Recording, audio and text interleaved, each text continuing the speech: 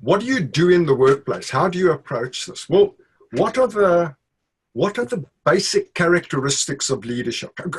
To what can we reduce them? I say that you cannot have leadership unless the leader, from whatever community or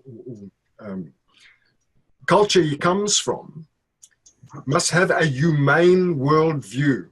And this is something I push very strongly in the book. And that humane worldview, and I found no problem having Muslims, Buddhists, Christians, pagans, atheists agree with this, that a truly humane worldview is one that respects human dignity, the dignity of each and every individual human being. It must respect the reality of human reason, the power of the human intellect, which is the bridge across which all people can dialogue. So we can resolve our differences rationally. So that's the second one. Then there is human freedom, which is a freedom for excellence, not this freedom of indifference where I can do what I like unless I have authority imposed on me. It is the freedom of excellence, the freedom to choose the right thing for my good and for the good of the community and for good of all. Goes back to leadership.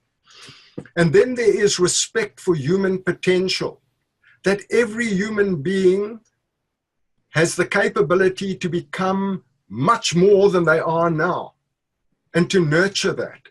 You cannot be a leader unless you see that and respond to it. And finally, human responsibility. Now, that lies in many areas, acceptance of the rule of law, the responsibility of being basically truthful, a commitment to truth, a commitment to solidarity with other human beings, so that if I see someone being mugged, I go to their assistance, doing for them what I'd expect them as human beings to do for me.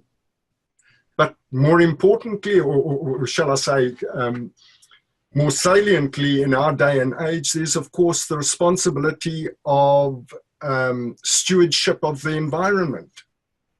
That is something for all of us. And any business who doesn't respect that mustn't pretend that it's leading its people. It's misleading them. It's putting profits before the good of all. So that humane worldview, which is open to any culture, that has to be the starting point. And you should audit your worldview on a daily basis. You should, because it's got to be challenged. Why am I doing this? Is it good for, does it respect human reason? Does it respect the freedom of these people? Or am I interfering with that in some way? And then in order to put that into practice, to use it within your organization, you need virtue. Today they would say character.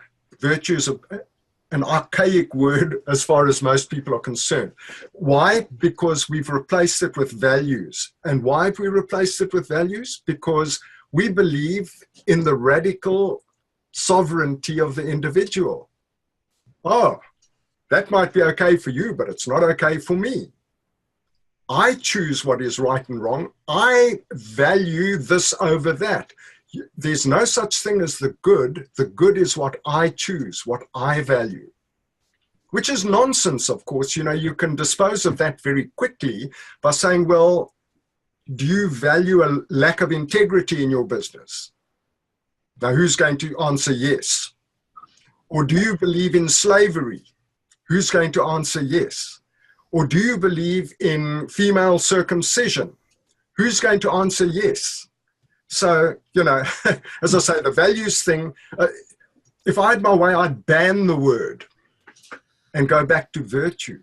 Well, what is virtue? Well, the ancient philosophers, the Greeks and Romans, they knew very well And they spoke of the cardinal virtues. Cardinal because of the Latin word for hinge. In other words, they said all good attitudes, all good virtues swing on these four. And the four were practical wisdom, what they called prudence, but I'm not using the word prudence because it's been corrupted terribly in our world.